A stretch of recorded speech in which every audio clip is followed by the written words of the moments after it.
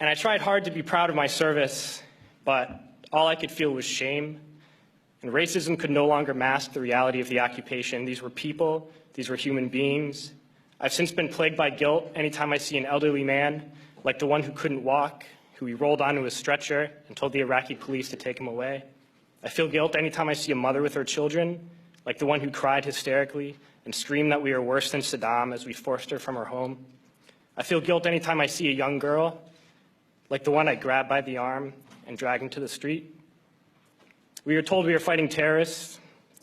The real terrorist was me, and the real terrorism is this occupation. And the ruling class, the billionaires who profit from human suffering, who care only about expanding their wealth, controlling the world economy, understand that their power lies only in their ability to convince us that war, oppression, and exploitation is in our interest.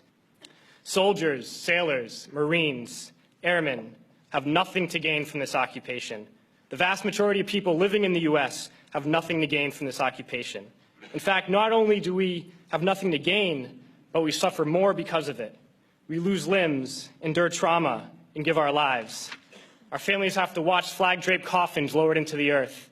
Millions in this country without health care, jobs, or access to education must watch this government squander over $450 million a day on this occupation. Poor and working people in this country are sent to kill poor and working people in another country to make the rich richer. And without racism, soldiers would realize that they have more in common with the Iraqi people than they do with the billionaires who send us to war. We need to wake up and realize that our real enemies are not in some distant land. They're not people whose names we don't know and cultures we don't understand. The enemy is people we know very well and people we can identify. The enemy is a system that wages war when it's profitable. The enemy is the CEOs who lay us off from our jobs when it's profitable. It's the insurance companies who deny us health care when it's profitable. It's the banks who take away our homes when it's profitable. Our enemy is not 5,000 miles away. They are right here at home. And if we organize and fight with our sisters and brothers, we can stop this war, we can stop this government, and we can create a better world.